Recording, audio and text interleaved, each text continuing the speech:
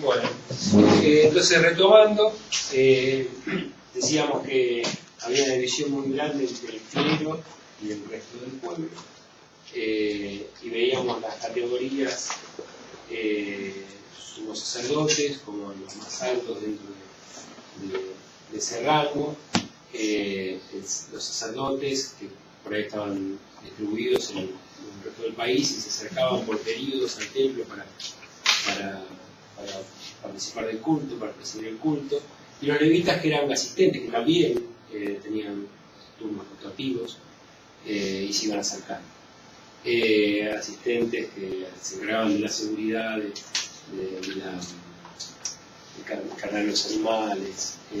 Después teníamos el resto del pueblo, que también veíamos personalidades destacadas. Estaban los ancianos, que cumplían un rol de representar a los pueblos o a los sectores, ¿no? Los escribas, que también se los llamaba maestros de la ley, rabí, se los llamaban los escribas, que eran gente de estudio, que participaba presidía la sinagoga muchas veces, los escribas. Ellos escribían los rollos. Escribían los comentarios, ¿no? Muchas veces los ancianos eran nombrados de los escribas, los jefes de la sinagoga, archisinagoga,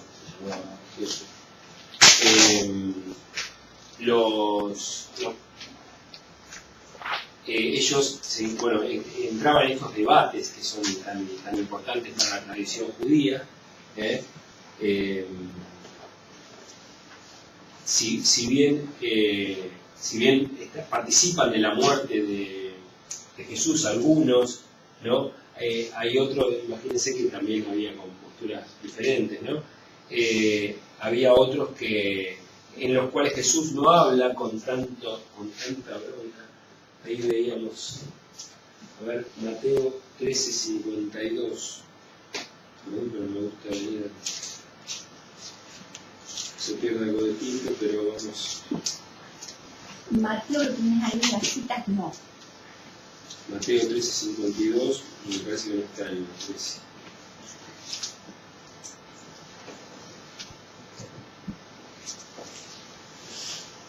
Y él les dijo, Jesús, ¿no? Así todo escriba que se ha hecho discípulo del reino de los cielos es semejante al dueño de una casa que saca de su arca cosas nuevas y cosas viejas. O sea, también había muchos escribas que que lo seguían a Jesús, ¿no? que estaban de acuerdo con él, ¿no? en esta discusión. Y otros que por ahí discuten, pero que no se nota que hay una agresividad, ¿no? En otros temas. Pero son personalidades muy importantes los escribas, como en el rol político y en el rol religioso. Y los publicanos, que eran muy importantes, porque eran gente, se daba esa paradoja de ser gente de clase alta, pero que no estaban incluidos en la sociedad, eran discriminados por su trabajo que no era puro, no era impuro. Entonces, y diferenciar esto entre los publicanos o recaudadores de impuestos para Roma y los que recaudaban internamente para el templo, que aparecen los dos en los evangelios. Bueno, y entonces, avanzando un poquito, y la gente común, ¿no? Y Jesús estaría, la familia de Jesús en el pueblo. Sí. Si bien no era confrontar, sí, porque lo vi en todos lados nunca. confrontar. Si bien no era clase baja, porque eran artesanos, ¿no? Tenían ciertos recursos, pero no era en el pueblo. ¿Sí? Ahora vamos a ver grupos políticos religiosos, ¿no? Como veíamos, o como ven, está bastante mezclado, o sea, ¿no? La política y la religión no se separaban. De hecho, el grupo más poderoso dentro del judaísmo en este momento eran los sumos sacerdotes, o sea que y eran los encargados del templo, y que decíamos que estaban bastante separados del pueblo, ¿no? Estaban más preocupados por estar bien con los romanos que con la gente. Entonces, los saduceos eran este grupo de sacerdotes, familia sacerdotal, que tenían en este momento un rol muy importante. Se los ve confrontando mucho con Jesús, se los ve en confrontaciones fuertes, no en debates, o sea, ellos no debaten con Jesús, sino que lo acusan directamente. Decíamos que desaparecen con la destrucción del templo, ¿no? En el año 70, cuando el templo se destruye, ya el poder de ellos desaparece y realmente desaparecen de la historia como grupo, como se las llaman muchas veces sectas, decíamos, ¿no? Algunas de estas, aunque no es una secta separada, son sectas dentro, sectores dentro del judaísmo. Decíamos esto, que el judaísmo tiene expresiones múltiples, ¿no? Lo hablábamos también, que tiene expresiones múltiples para manifestar su pertenencia al pueblo. Eran conservadores, ¿no? Trataban de mantener las tradiciones, incluso de muchísimos años, y mantenían tradiciones que ya nadie mantenía, ni siquiera otros practicantes dentro del pueblo. Tenían restricciones, como, no sé, se tenían que casar con mujeres, que determinadas características, ¿no? Bueno, y tenían que cumplirlas esas para poder llegar a acceder a los beneficios de pertenecer a la clase sacerdotal. Solo eso los saduceos. Todos los saduceos, que serían el grupo de sacerdotes, ¿no?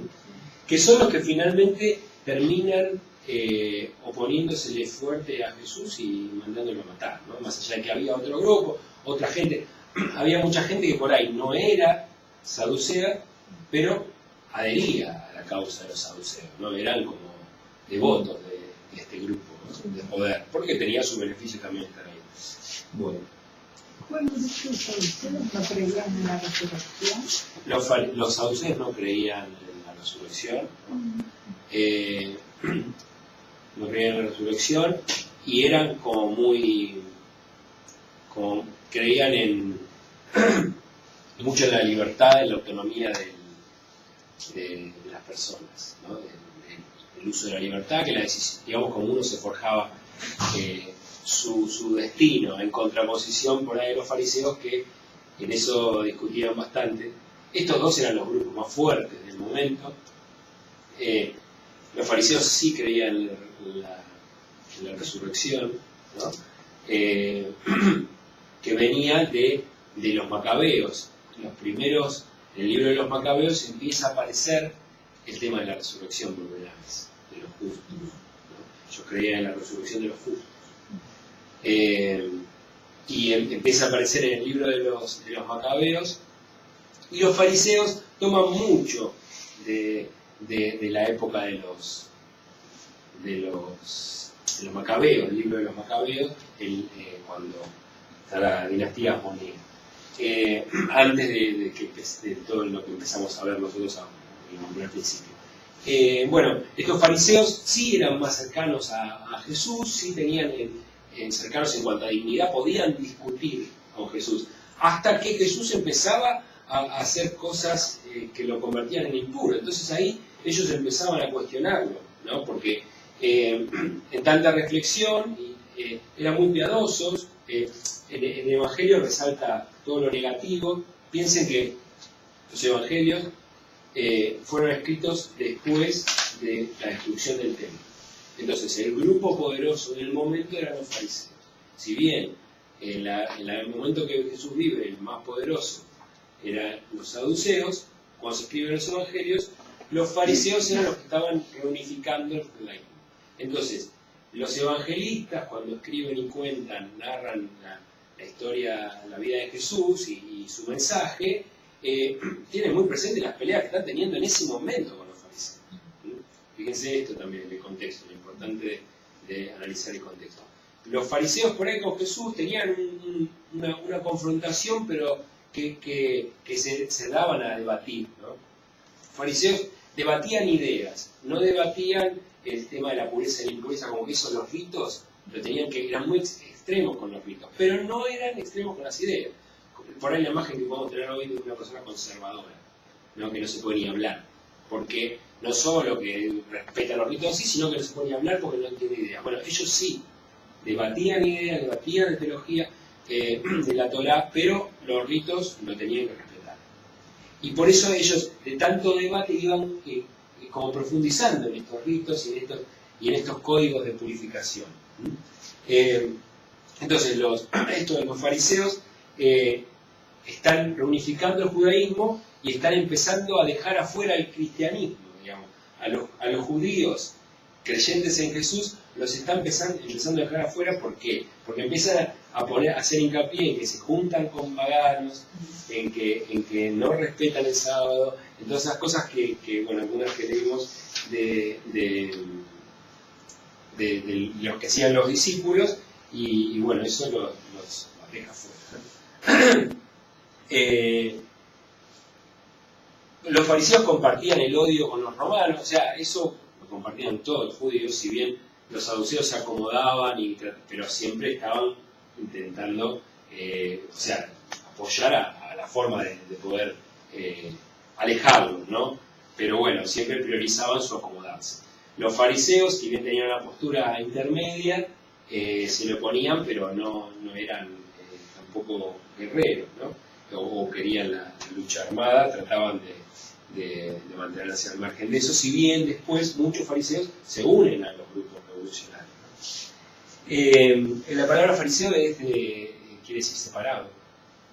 Sinagoga quiere decir asamblea. El origen de la palabra. Bueno, entonces el Evangelio por ahí los critica mucho, pero bueno, resalta solo lo negativo de los fariseos de este grupo, ¿no?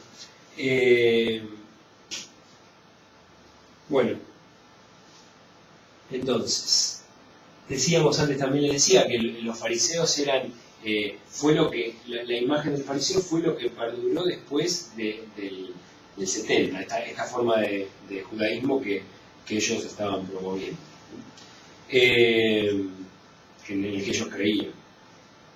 Bueno, los celotes, o celotas también, puede ser con Z o con C, como según se castellaniza, eran, muchas veces esta palabra, en algunas Biblias, yo vi que la traducen como rebelde o revolucionario.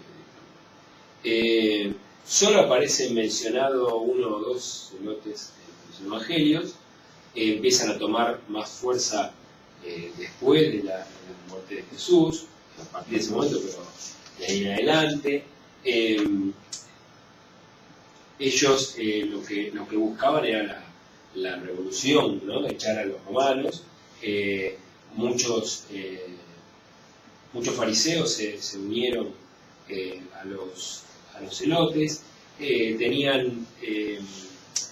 estaban muy influenciados por esta corriente mesiánica que también toma el cristianismo, pero Jesús le da otra impronta, ¿no? Que realmente no es la lucha ni el poder concreto de echar a los romanos, pero sí ellos creían fervientemente en un Mesías que los iba a salvar del imperio, ¿no? Y también la parte escatológica, ¿no? Apocalíptica, todas esas corrientes influenciaron mucho a los celotes para tomar la decisión de ponerse en guerra contra los romanos, ¿no? Ellos son los que hacen la revolución, principalmente. A ver, la mayoría de estos datos se toman de los evangelios, del Nuevo Testamento en general, y de un historiador que no sé si lo nombraste ahora, pero no sé si lo conocen, que se llama Flavio Josefo. Flavio Josefo era un judío que en primer lugar luchó contra los romanos en esta época, y después termina cediendo ante ellos. Incluso él mismo hace como una confesión traicionando a sus hermanos, por eso no eran muy bien vistos los judíos de la época, Pero él sí trata de valorar mucho la cultura y la religión judía, si bien él se va a vivir a Roma y busca sus vínculos por ahí, él se propone escribir sobre la cultura judía, ¿no? Y guarda un montón de registros de todas estas épocas. Muchas cosas que coinciden con los evangelios, por ejemplo el nombrado Juan el Bautista varias veces, Jesús mismo. Y bueno, los cristianos mantienen mucho estos escritos, los judíos no lo quieren, y perduraron todos esos libros, entonces se mantienen hasta hoy y son un testimonio valiosísimo de un historiador que es muy interesante, que pues, si tienen en alguna ocasión, están por internet, son gratis para bajar, hay de todo, hay párrafos en un montón de cualquier libro que ustedes quieran estudiar de la historia de esta época, van a aparecer fragmentos de Flavio Josefo, porque es lo que se usa para ir conociendo, incluso describe mucho todos estos grupos, ¿no? Por ejemplo, los esenios, que vamos a ver más adelante, no aparecen en el Nuevo Testamento, y lo conocemos de hecho, lo llamamos llegar. Y los celotes lo mismo, ¿no? En el Evangelio apenas se los nombra, pero Flavio Josefo los describe y como que carga toda la responsabilidad de la revolución en ellos, ¿no? Como que toda la culpa de la catástrofe que fue para el pueblo, imagínense lo que fue para el pueblo judío, el haber sobre todo fracasado en esa revolución fue terrible, ¿no? Incluso no podían, los judíos directamente no podían ni ingresar a Jerusalén después de que fue conquistada por los romanos, estaba prohibida la entrada. Entonces fue para ellos terrible, ¿no? Casi quedan ahí como pueblo. Y bueno, Flavio Josefo carga todas las tintas en los celotes, que eran estos revolucionarios. Bueno, decíamos que ellos tienen vínculos con los esenios, estos que decíamos. Los esenios son los de Qumran, que aparecen por ahora, ahí están. Fíjense, no le puse ninguna cita porque no aparecen. Son conocidos recientemente por las cuevas de los rollos del Mar Muerto. ¿Escucharon hablar? Los rollos del Mar Muerto, que son unos descubrimientos de textos bíblicos y del entorno bíblico que escribía un sector del judaísmo, que eran los esenios, que vivían alejados en cuevas a orillas del Mar Muerto. Como el Mar Muerto tiene un clima muy particular, entonces esos rollos se conservaron. Estaban en vasijas, dentro de cuevas, en un lugar muy seco, con determinadas características, entonces se conservaron hasta ahí y se descubrieron hace 40, 50 años, un poco, para lo que es este tipo de textos. Y son originales de hace muchísimos años. Estos esenios eran muy, muy respetuosos de los textos, trabajaban todo el tiempo con el tema de los textos, por eso tenían también tantos textos y iban copiando, ¿no?, los textos. Se los vincula mucho con los esenios, si bien aparentemente un gran sector no participó de la revolución y se quedaron en las cuevas, vivían aislados, era el extremo de la pureza, ¿no? Tenían por ahí otra matiz diferente a los fariseos, pero eran como radicalizados, ¿no?, en el tema de la pureza. Bueno, después teníamos los herodianos, que bueno, ya en la época de Jesús empiezan a desaparecer, o empiezan a tener menos poder, pero en la época previa a Jesús tenían mucho poder porque era el entorno a Herodes, ¿no? Eran judíos que querían participar del gobierno de Israel, y entonces se los denominaba herodianos, y aparecen, ¿no?, en los textos, como que todavía perduran. Acuérdense que todavía había otros Herodes, ¿no? Es decir, uno estaba Herodes el Grande, en la parte de Judea Judea y Samaria estaba ya Poncio o algún otro procurador, pero en el norte estaban dos de los hijos de Herodes, Bueno, después están los bautistas. Los bautistas es un grupo bueno, muy importante para nosotros también. Jesús se siente atraído por Juan Bautista. Juan Bautista fue una expresión de este grupo. Hay otros, aparecen también en el Consejo, aparecen otros representantes de esta corriente bautista que bueno, ellos también querían el tema de la purificación en el agua, ¿no? Pero no era un sentido de purificación por cumplir o no reglas, sino era ya un tema del pecado, ¿no? Un poco más parecido a lo que creemos nosotros, o a lo que quiere transmitir el bautismo cristiano, ¿no? Que es como, digamos, la purificación de los pecados en general, ¿no? Por cómo estamos para poder ser recibidos por Dios. ¿Por qué? Porque también es una corriente también escatológica, ¿no? que ya cree la inminencia del fin de los tiempos. Entonces había que purificarse, había que convertirse, ¿no? Estos baños de inmersión eran en ríos de agua viva, se decía, ¿no? El agua viva, que eran agua que corría, ¿no? Era agua viva. Los fariseos también hacían ritos de purificación, pero tenía este otro sentido de lavar por eso el bautismo era una sola vez, ¿no? En cambio el de los fariseos tenía que estar todo el tiempo purificándose, porque todo el tiempo se estaban contaminando con cosas que eran impuras. Tenemos los samaritanos. Los samaritanos aparecen mucho en el Nuevo Testamento. Jesús se encuentra con ellos. Eran considerados impuros, sin embargo, tenían un origen común. No sé los que vieron el Antiguo Testamento, si vieron el origen de los samaritanos, cuando se separan, o el que se cree que es el origen, cuando se separan el reino del norte y el reino del sur.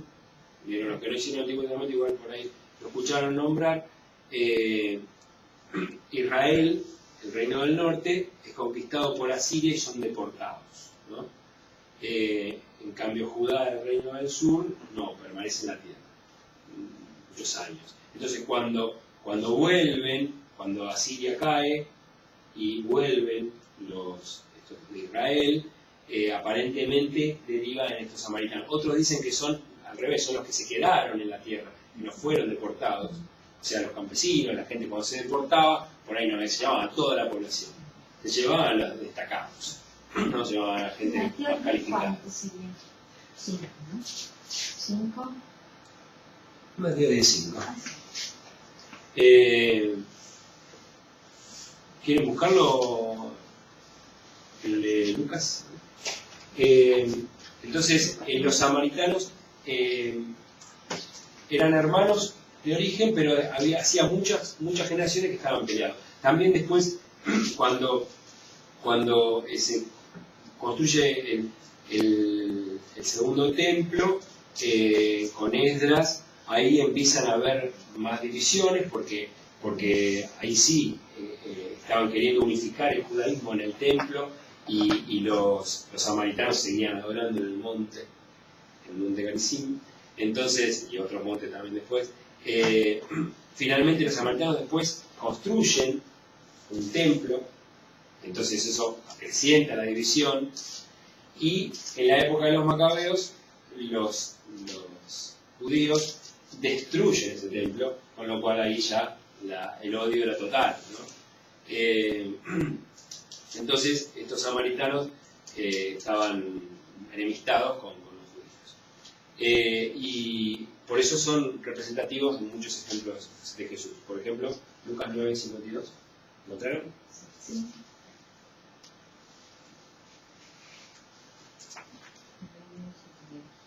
Y envió mensajeros delante de él.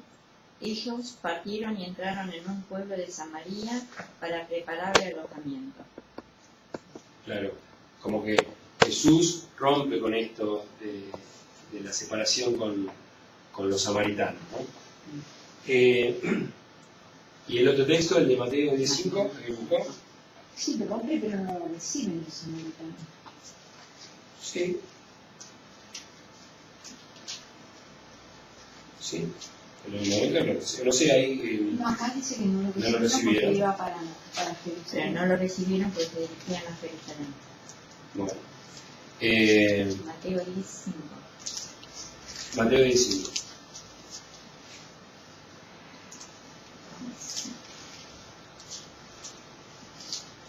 A estos 12 Jesús los envió con las siguientes instrucciones: no vayan a regiones paganas ni entren en ninguna ciudad de los samaritanos.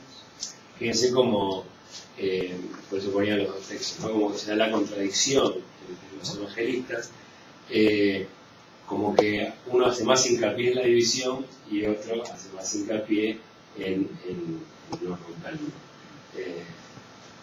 Mateo, con más tradición judía, hace la separación la tiene más presente, en cambio Lucas no, porque muestra a Jesús más cercano, ¿no? A los samaritanos.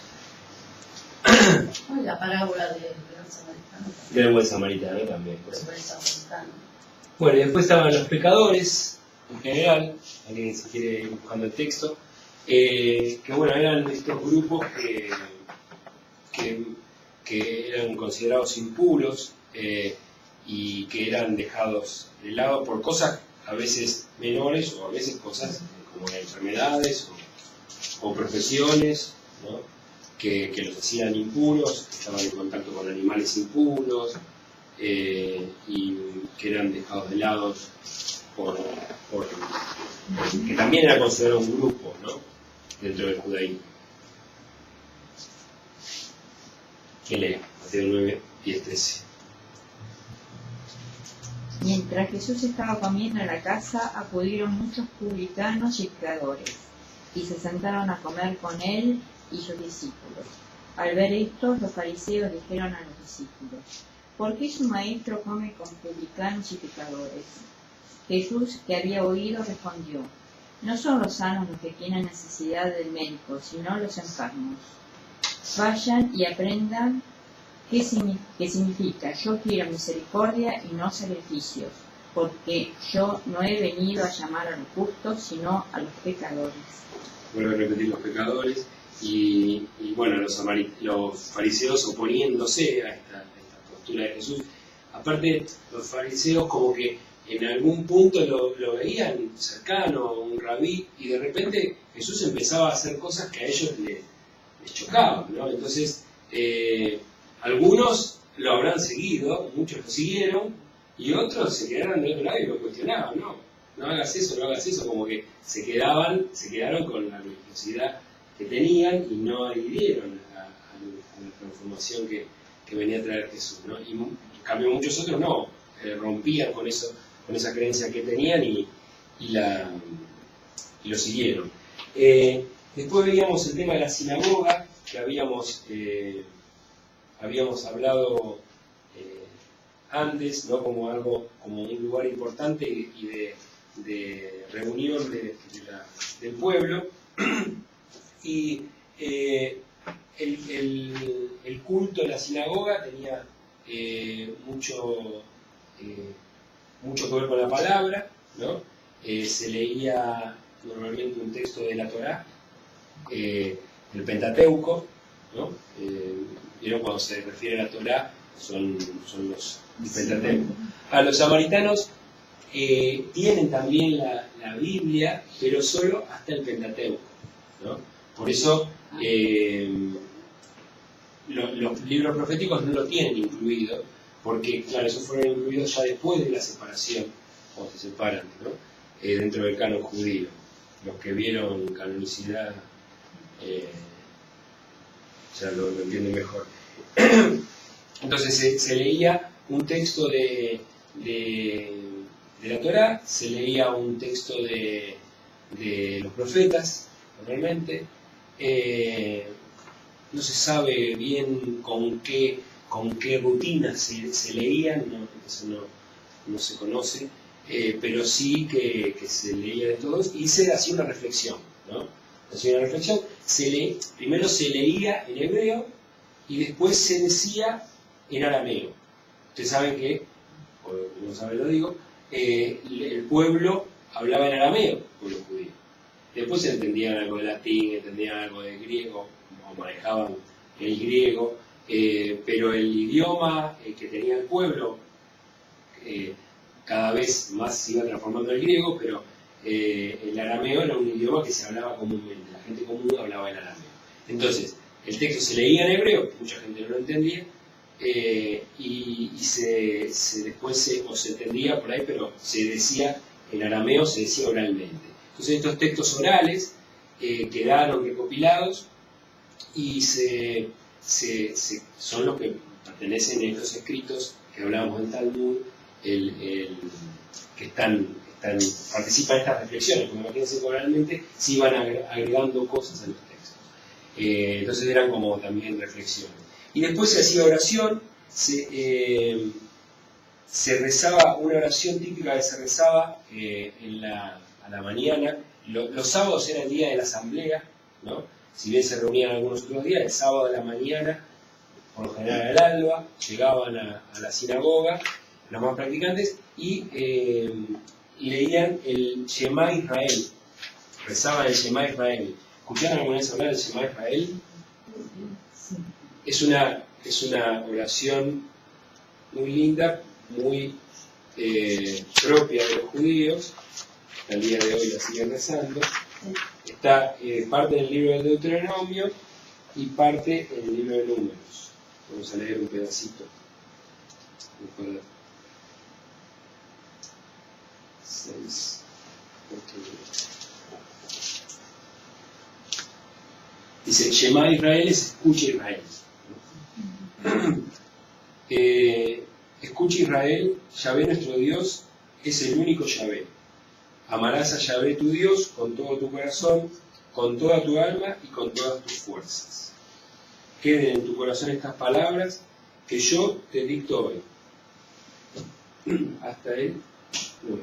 Se las repetirás a tus hijos, les hablarás de ellas tanto si estás en casa como si vas de viaje, así acostado como levantado. Las atarás a tu mano como una señal y serán como una insignia entre tus ojos. Las escribirás en las jambas de tu casa y en las puertas. Creo que los judíos tienen los marcos. ¿Está después del decálogo? ¿Cómo? ¿Está después del decálogo? ¿Cuál es la cita?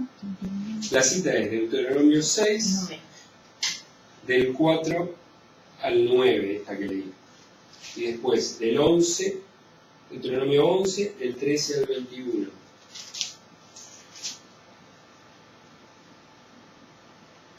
Esta oración era, imagínense Jesús yendo a la sinagoga de su pueblo, era como algo muy propio, ¿no? de los judíos que la sabían de memoria. Perdón, ¿cómo se escribe la palabra Shema? Shema en hebreo, Sí. no la sé, no la sabía, pero Shema la transliteración, no sé si ¿Letras hebreas? en letras hebreas. No, para pronunciarlo, se lo quiero decir a una persona. Shema. Sí, sí. Shema. Ah, sí. La transliteración es así. Ah, si las vocales en hebreo, será. Sí, con letras hebreas no te quiero mentir. Son dos. Claro, son dos. Gracias. Ah, y la... No entiendo. 11, 13, 21. ¿Y número? Y números 15, 37 y 41. Vamos a leer los números del Deuteronomio. 11, 13, 21. Y si vosotros obedecéis puntualmente mis mandamientos que yo prescribo, hoy, amado Yahvé vuestro Dios, y sirviéndole con todo vuestro corazón y con toda vuestra alma, yo daré a vuestra tierra la lluvia a su tiempo, lluvia de otoño y lluvia de primavera, y tú cosecharás tu trigo, tu mosto y tu aceite. Yo daré a tu campo hierba para tu ganado, y comerás y te hartarás. Cuidado que no se pervierta vuestro corazón y os descarriéis y deis fruto a otros dioses y os postréis ante ellos. Pues la ira de Yahvé se encendería contra vosotros y cerraría los cielos. No habría más lluvia y el suelo no daría su fruto. Y vosotros desapareceréis bien pronto de esta tierra buena de Yahvé. Poned estas palabras mías en vuestro corazón y en vuestra alma, atadlas como una señal a vuestra mano, y sean como un signo entre vuestros ojos, enseñárselas a vuestros hijos, hablando de ellas tanto si estás en casa como si vas de camino, otra vez repite, así acostado como levantado. Las escribirás en las jambas de tu casa y en tus puertas. Fíjese que repite el mismo pedazo de palabras. Hasta acá un comentario, alguna duda, ¿me quieran rever?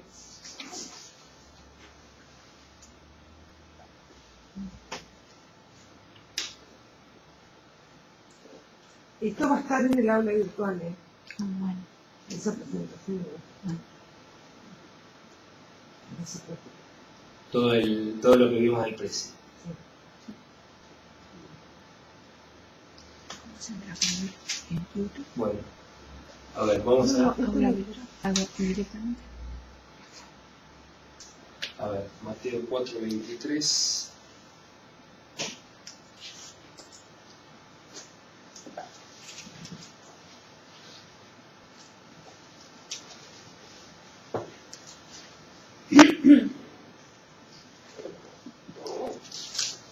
Recorría Jesús toda Galilea, enseñando en sus sinagogas, proclamando la buena nueva del reino y curando toda enfermedad y toda dolencia. Y lo del sábado faltaba. Mateo 12:1-3. Son los profes.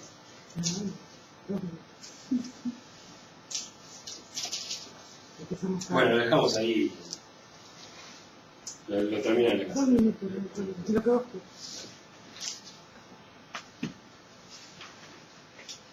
Podemos terminar con la hora de corte.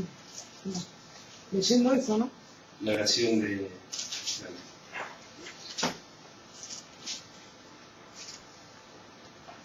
En aquel tiempo, 12:1-15, cruzaba Jesús un sábado por los sembrados, y sus discípulos sintieron hambre y se pusieron a arrancar espigas y a comerlas. Al verlo, los fariseos le dijeron: mira, tus discípulos hacen lo que no es lícito hacer en